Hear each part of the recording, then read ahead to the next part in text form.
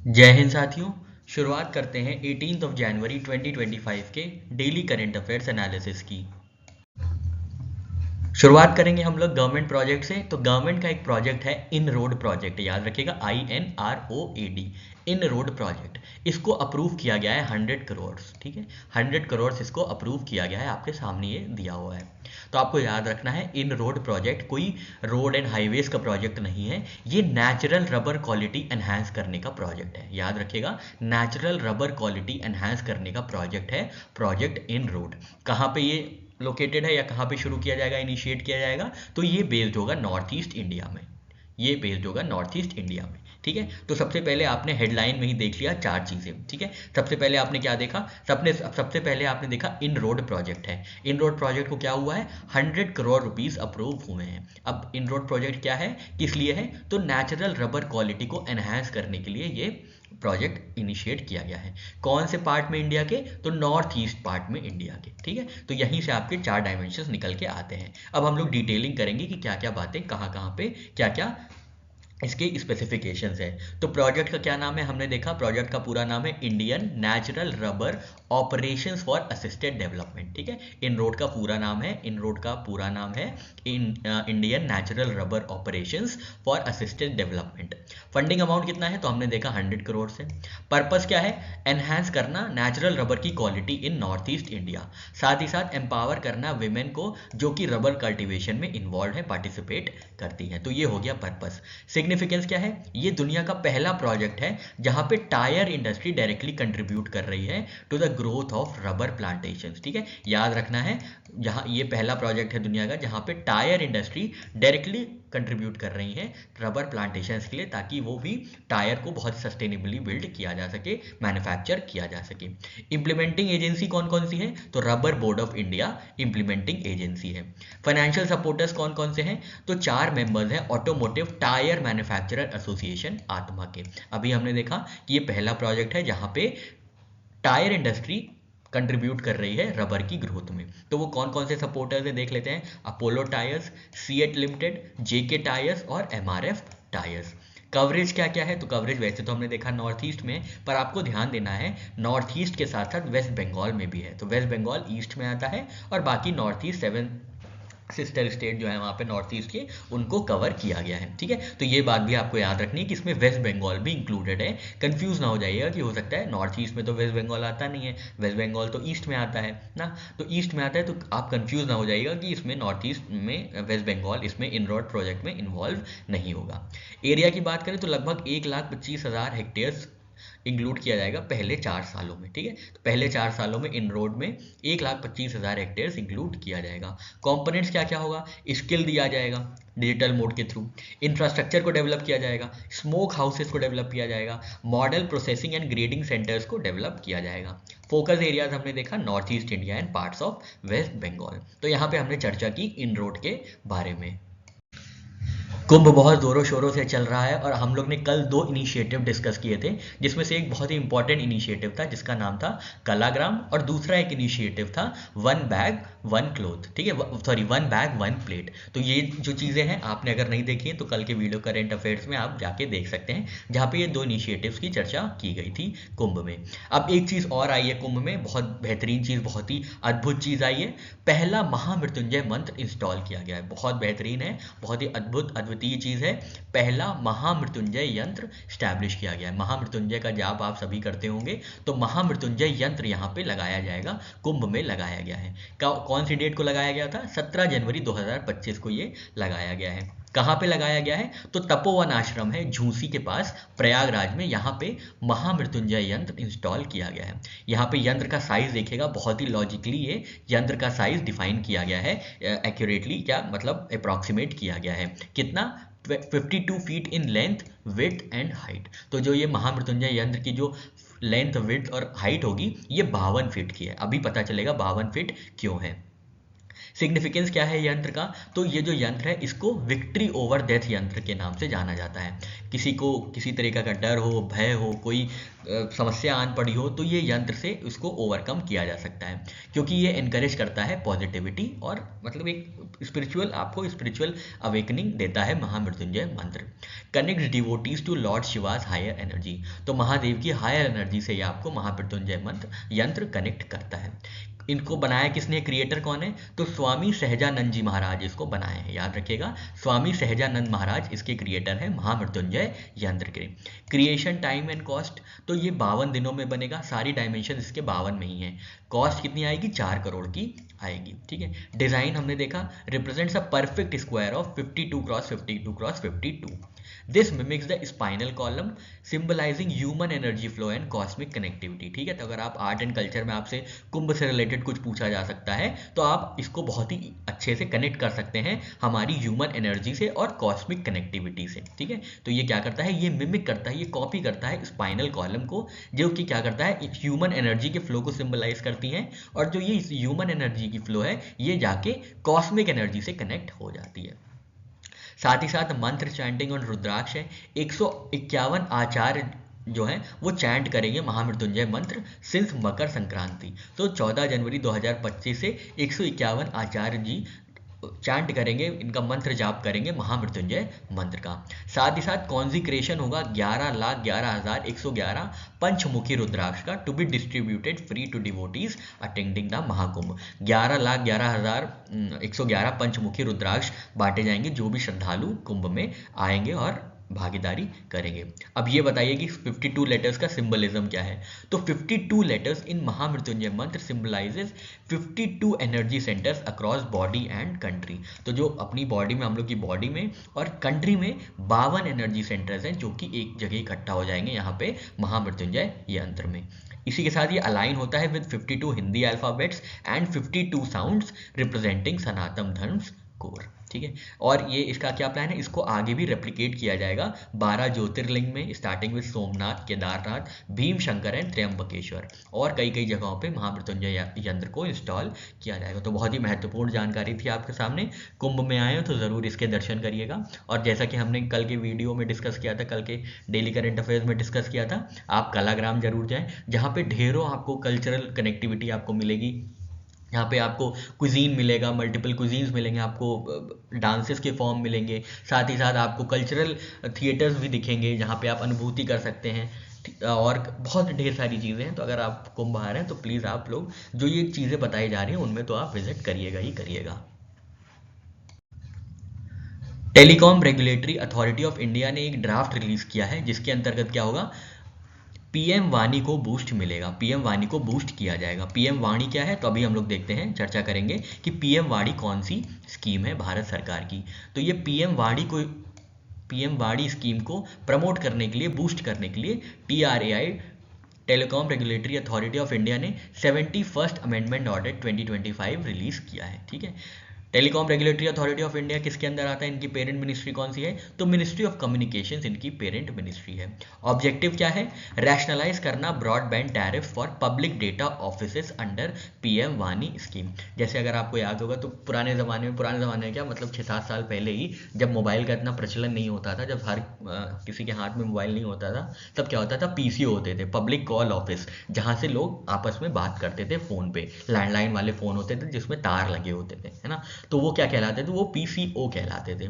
अब जो नया वर्जन आया है वो है पब्लिक डेटा ऑफिसेस, जहां पे आप जाके ब्रॉडबैंड टैरिफ ब्रॉडबैंड का डेटा आप यूज कर सकते हैं, तो ये PDO कहलाते हैं। और ये PDO किसके अंतर्गत आते हैं, ये PDO आते हैं पीएम वाणी स्कीम के अंतर्गत। तो कई जगहों पे क्या खोले गए, छोटे छोटे ऑफिसेस खोले गए हैं या छोटे छोटे सेंटर्स खोले गए हैं जहां पे आप डेटा एक्सेस कर सकते हैं, ब्रॉडबैंड का डेटा एक्सेस कर सकते हैं। तो इसको प्रमोट करने के लिए TRAI ने एक ड्राफ्ट निकाला है, telecommunication tariff 71st amendment order 2025। इससे क्या होगा, PDA और बनेंगे, पब्लिक डेटा ऑफिसेज और ढेर सारे बनाए जाएंगे। साथ ही साथ पब्लिक वाईफाई हॉटस्पॉट्स में जो दिक्कतें आ रही हैं, जो उनकी ग्रोथ को ऑब्स्ट्रक्ट कर रही है, उनको देखा जाएगा। साथ ही साथ कनेक्टिविटी इंश्योर किया जाएगा, अफोर्डेबल कनेक्टिविटी को इंश्योर किया जाएगा। इनका टारगेट क्या है, 50 million public WiFi spots by 2030।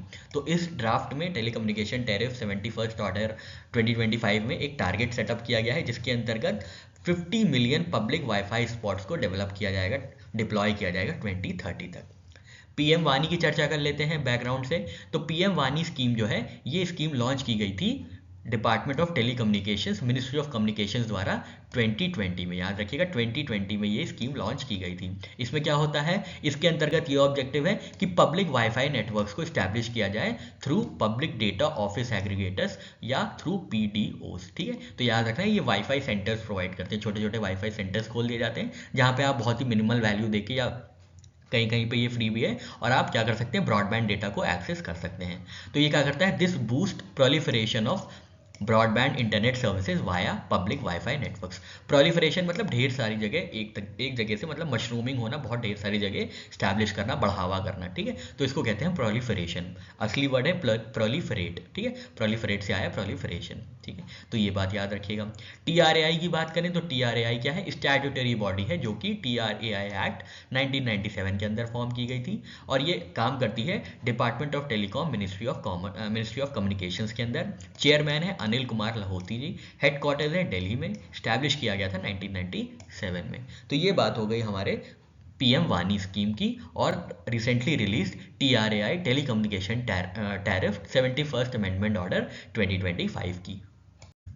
Science and technology की चर्चा करें तो 6G ऑप्टिकल ट्रांसीवर चिपसेट बनाया जाएगा। बस ये याद रखिएगा, 6G ऑप्टिकल ट्रांसीवर चिपसेट किसकी मदद से बनाया जाएगा, तो सी डॉट और आईआईटी बॉम्बे ने मिलकर कोलैबोरेट किया है डेवलप करने के लिए 6G ऑप्टिकल ट्रांसीवर चिपसेट। इसकी जानकारी मिली थी 17 जनवरी 2025 को। इसके अंतर्गत क्या होना है, high bandwidth optical transceiver chipset for 6G wireless links to enable high speed communication specially in rural and challenging terrains. ठीक है, तो ये क्या है, 6G optical transceiver chipset develop किया जाएगा।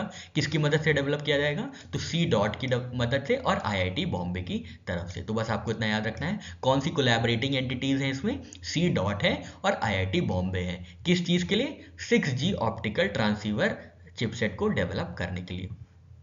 फिर चर्चा करेंगे पिक्सेल की। तो कल हम लोग ने देखा था पिक्सेल और दिगांतर, जो कि इंडिया के स्पेस स्टार्टअप है, इन्होंने अपनी अपनी सैटेलाइट लॉन्च की थी। तो हमने कल पिक्सेल में आपको फायरफ्लाई के बारे में बताया था और दिगांतर की स्कॉट सैटेलाइट थी जो कि स्पेस में ऑब्जेक्ट्स होंगे उनको ट्रैक करने के लिए लॉन्च की गई थी। तो अगर आपने कल वाला वीडियो नहीं देखा है तो कल आप वो वाला वीडियो देख लीजिए जाके, जहाँ पे आपको पिक्सेल और दिगांतर के बारे में, जो सैटेलाइट्स उन लोग ने लॉन्च की थी उसके बारे में पता चल जाएगा। यहाँ पे हम पिक्सेल फायरफ्लाई कॉन्स्टलेशन के बारे में बात करेंगे क्योंकि ये इंडिया का पहला प्राइवेट सैटेलाइट कॉन्स्टलेशन है। ठीक है, याद रखिएगा, इंडिया का पहला प्राइवेट सैटेलाइट कॉन्स्टलेशन किसने बिल्ड किया है, किसने डेवलप किया है, तो ये पिक्सेल ने डेवलप किया है। याद रखिएगा, पिक्सेल को जो फंडिंग मिली है ये गूगल से मिली है, तो कई जगह इनको लिखा जाता है गूगल बेस्ड पिक्सेल। ठीक है, तो याद रखना है आपको, पिक्सेल क्या है, पिक्सेल इंडियन स्टार्टअप है, स्पेस स्टार्टअप है जो स्पेस संबंधित में काम कर रहा है। इसका हेडक्वार्टर्स है मुंबई, महाराष्ट्र।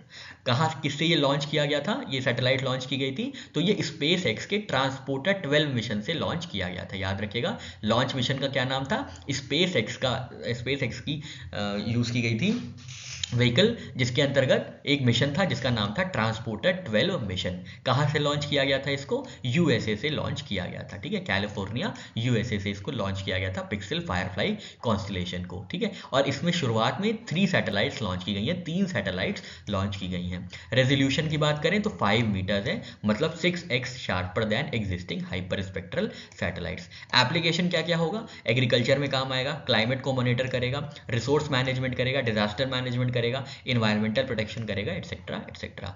मुद्दे की बात यह है कि ये इंडिया का पहला प्राइवेट सैटेलाइट कॉन्स्टलेशन है जिसको लॉन्च किया गया है स्पेस एक्स के ट्रांसपोर्टर 12 मिशन के अंतर्गत। हो सकता है कंफ्यूज करने के लिए आपको ये दे दे कि ये जो सैटेलाइट है ये इसरो की व्हीकल से लॉन्च की गई थी, पीएसएलवी जीएसएलवी से लॉन्च की गई थी। तो आपको याद रखना है ये पिक्सेल जो फायरफ्लाई है ये स्पेस एक्स के ट्रांसपोर्टर 12 मिशन से लॉन्च किया गया था। ठीक है, ये बात याद रखिएगा, कंफ्यूज मत हो जाएगा इसरो से। नेक्स्ट चर्चा करते हैं कंप्रेस्ड एयर एनर्जी स्टोरेज की। तो चाइना ने दुनिया का पहला 300 मेगावाट का compressed air energy storage launch किया है।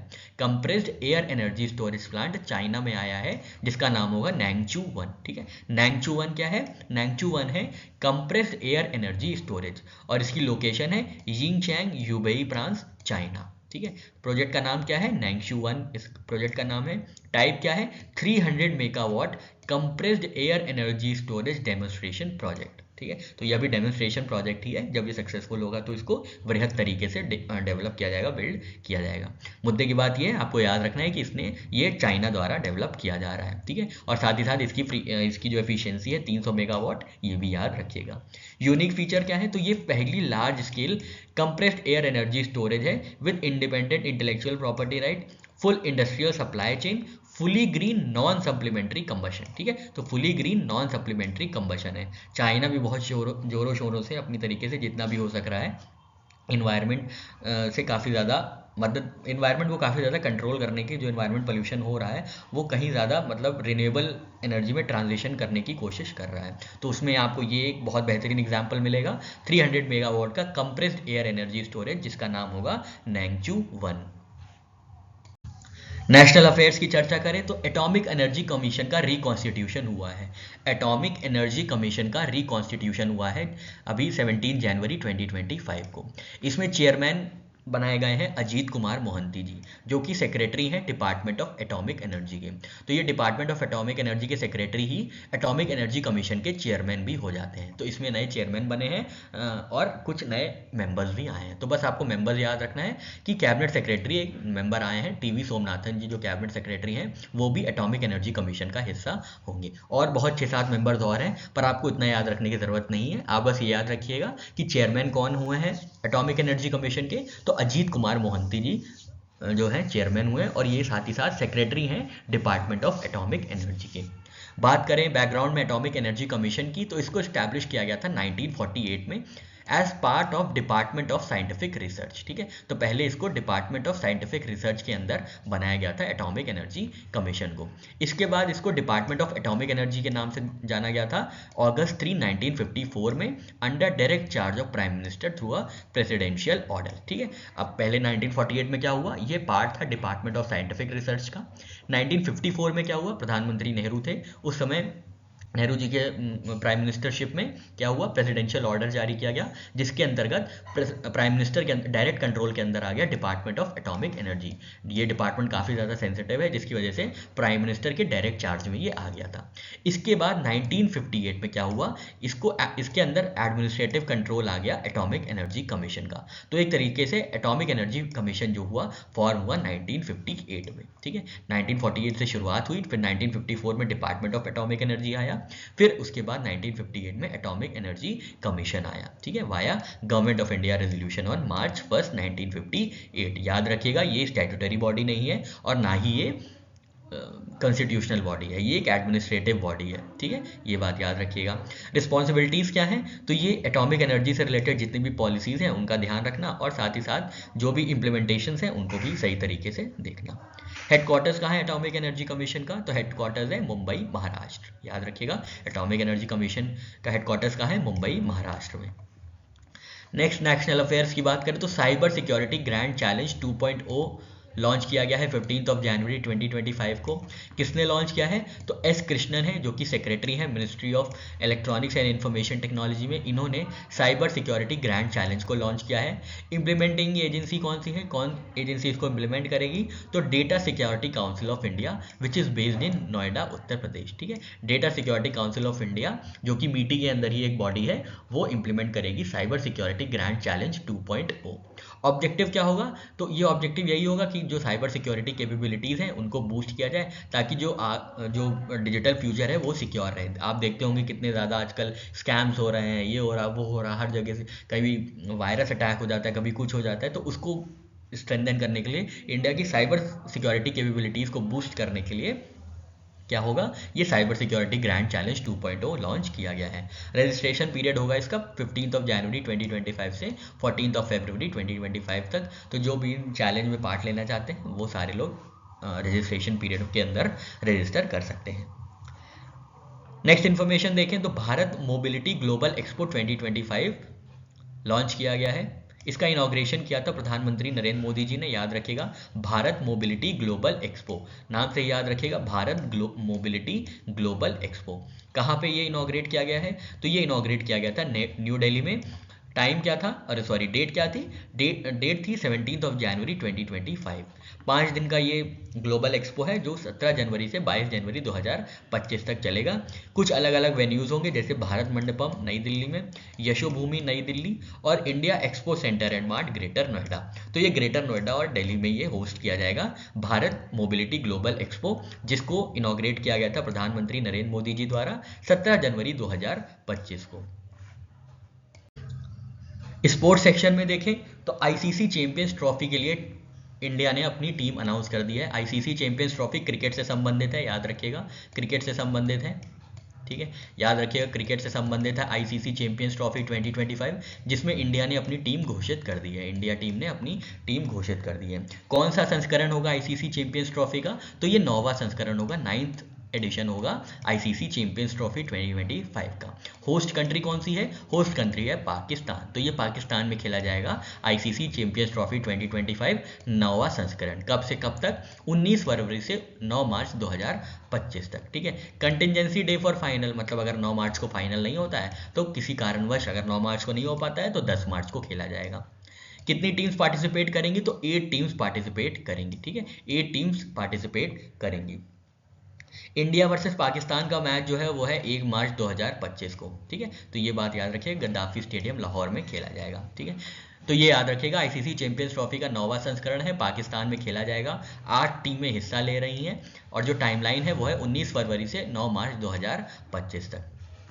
नेक्स्ट स्पोर्ट्स सेक्शन की चर्चा करें तो नोवाक जोकोविच हैं, नोवाक जोकोविक, जो कि सर्बियन प्रोफेशनल टेनिस प्लेयर हैं। ये इन्होंने रॉजर फेडरर का रिकॉर्ड तोड़ा है for grand slam match count. Grand slam match count में नोवाक जोकोविच ने रॉजर फेडरर का रिकॉर्ड तोड़ा है, याद रखिएगा रॉजर फेडरर का रिकॉर्ड तोड़ा है। कितने मैचेस खेल लिए हैं, 430 मैचेस खेल के ये रिकॉर्ड टूटा है, ठीक है। ग्रैंड स्लैम कौन से होते हैं, कौन से टूर्नामेंट्स होते हैं या कौन से मैचेस होते हैं, तो आप जानते होंगे टेनिस में 4 बड़े मैचेस होते हैं जिनको ग्रैंड स्लैम कहा जाता है। Australian open, French open, Wimbledon और यूएस ओपन। सबसे पहले ऑस्ट्रेलियन ओपन होता है, फिर फ्रेंच ओपन होता है, फिर विंबलडन होता है और फिर यूएस ओपन होता है। अभी ऑस्ट्रेलियन ओपन चल रहा है, ठीक है। तो इन चारों में सबसे ज़्यादा जो मैच खेले थे, इन चारों में सबसे ज़्यादा मैच खेलने वाले जो खिलाड़ी अभी तक थे वो रॉजर फेडरर थे। पर अब आज के दिन क्या हुआ है, ये रिकॉर्ड टूट गया है। रॉजर फेडरर ने 430 मैच खेले थे, रॉजर फेडरर ने 430 मैच खेले थे। इसका रिकॉर्ड तोड़ा गया है नोवाक जोकोविक द्वारा। नोवाक जोकोविक ने इसका रिकॉर्ड तोड़ दिया है, याद रखिएगा। नोवाक जोकोविक कहाँ से आते हैं, नोवाक जोकोविक आते हैं सर्बिया से। कमेंट सेक्शन में आप बताइए राफेल नडाल कहाँ के खिलाड़ी हैं, ठीक है, सॉरी रॉजर फेडरर कहाँ के खिलाड़ी हैं। तो रॉजर फेडरर ने 430 ग्रैंड स्लैम मैचेस खेले थे। अब ये मैचेस का रिकॉर्ड टूट गया है। अब नोवाक जोकोविक जो है नए रिकॉर्ड होल्डर हो गए हैं। तो जब ऑस्ट्रेलियन ओपन खत्म होगा उसके बाद हम आपको इनका ग्रैंड स्लैम मैच काउंट बता देंगे, तो ये बात आप याद रखिएगा। जोवाक के कैरियर माइलस्टोन्स की बात करें तो इनको सबसे ज़्यादा ग्रैंड स्लैम सिंगल टाइटल्स मिले हैं। इन्होंने 24 ग्रैंड स्लैम टाइटल्स जीते हैं। Most weeks rank number 1 in ATP rankings. ATP ranking में सबसे ज़्यादा हफ्तों में, सबसे ज़्यादा नंबर 1 पे रहने वाले हफ्तों में यही हैं नोवाक जोकोविक। और इन्होंने 37 ग्रैंड स्लैम फाइनल्स खेले हैं, ठीक है, 6 more than Federer's previous record, ये भी याद रखिएगा। अवार्ड्स एंड ऑनर्स की चर्चा करते हैं तो आरके श्रीकंठन ट्रस्ट अवार्ड ने टीवी गोपालकृष्णन को सम्मानित किया है, याद रखिएगा। आरके श्रीकंठन ट्रस्ट अवार्ड ने आरके श्रीकंठन ट्रस्ट अवार्ड ने मृदंगिस्ट जो मृदंग बजाते हैं टीवी गोपालकृष्णन को सम्मानित किया है, ठीक है। तो याद रखना है आपको आरके श्रीकंठन ट्रस्ट अवार्ड किसको मिला है, तो ये टीवी गोपालकृष्णन को मिला है जो कि मृदंगिस्ट हैं, जो कि मृदंग बजाते हैं, ठीक है। कौन से इवेंट में मिला है, तो संस्कृति म्यूजिक फेस्ट में मिला है। Which honours exceptional contributions to Indian classical music. तो ये क्लासिकल म्यूजिशियन है, मृदंगिस्ट हैं टीवी गोपालकृष्णन, जिनको आरके श्रीकंठन ट्रस्ट अवार्ड से सम्मानित किया गया है। तो ये कार्नेटिक और हिंदुस्तानी वोकल्स में टीवी गोपालकृष्णन जी एकदम स्किल्ड हैं। मृदंगम बजाते हैं, वायलिन बजाते हैं।